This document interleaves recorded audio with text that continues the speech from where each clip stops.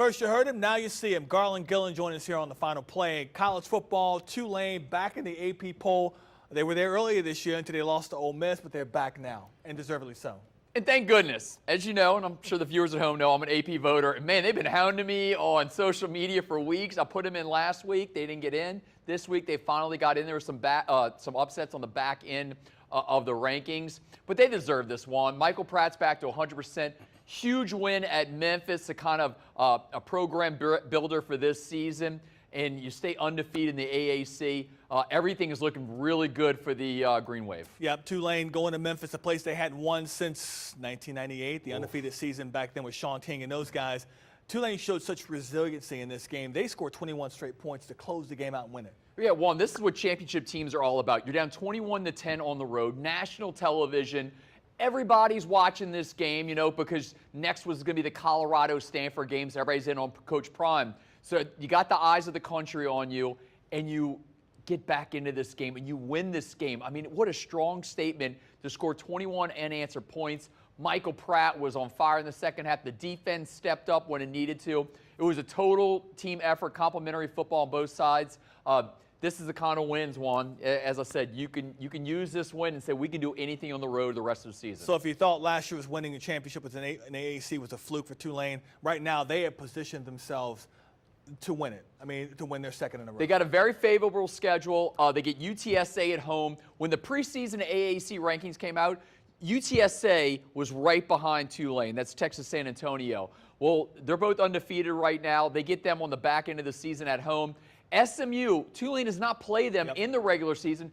SMU is undefeated. SMU's, both their losses came out of conference. So that could be something, that could be a big conference game on the back end in December to watch for. So they're not clinched anything yet, but they're in a good position. They got some teams, though, that are going to be fighting with them. The big question we asked about Tulane beginning of the season was, how could they handle the pressure, having the Bulls down on their back? They've done very well. Losing the game against Ole Miss, a game they could have won with your backup quarterback in there, Michael Pratt, been out injured, but they have responded very, very well. Let's talk about LSU.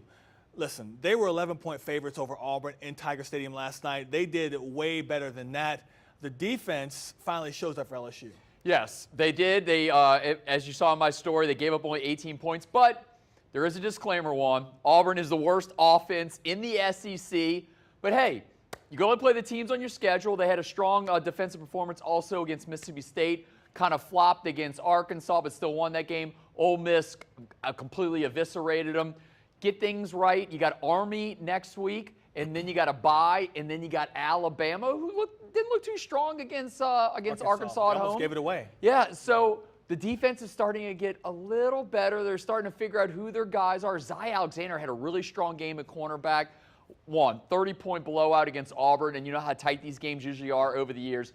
I think that's a great signal for the team going forward. You know, one thing I cannot figure out, and I understand because the Heisman Trophy goes to a guy that's usually leading a team to a championship or a lot of wins. But Jaden Daniels is playing as well as anybody in the country right now. Another 400 yards of total offense come from this kid. He's playing as well as any kid in the country. Yeah, right now Michael Penix Jr. is the favorite to win the Heisman. They're undefeated right now, the Washington Huskies. That's why I think he's having a great season, but his numbers do not stack up against Jaden Daniels' numbers. I think the two losses against Ole Miss and Florida State have hurt him.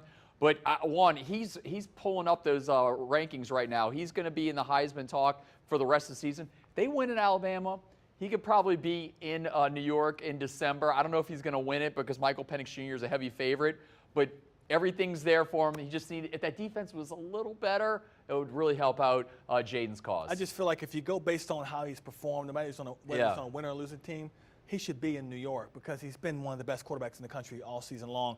And every week we talk about LSU, we talk about a different receiver. This week is Kyron Lacey making plays. They've got so much talent there at the receiving position, and now he's stepping up. Yeah, I looked at the box score again before we did this segment. Brian Thomas, 2 catches, 7 yards.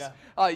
You're so Who was the most talked about guy last week? Yeah, he's been killing it all season long. Double-digit touchdowns this season. Malik Neighbors got him. Kyron Lacey, Mason Taylor's getting in the mix. You got Logan Diggs at running back. John Emery Jr. Popped out of the backfield, had a big one.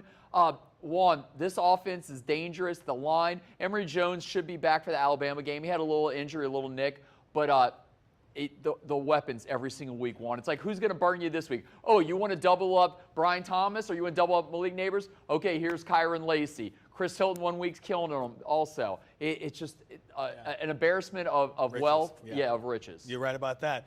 Should LSU be thinking about we should be in Atlanta end of season instead of Alabama? It's all going to come down to early November because Ole Miss has to still go to Georgia. Okay, so that if Georgia beats them, that knocks them out if LSU can run the table. So you got Alabama on the road, then you come home, you got Florida and A&M. Florida lost at South Carolina yesterday. A&M lost to Tennessee yesterday. So everything is out there. You can beat both those teams at home.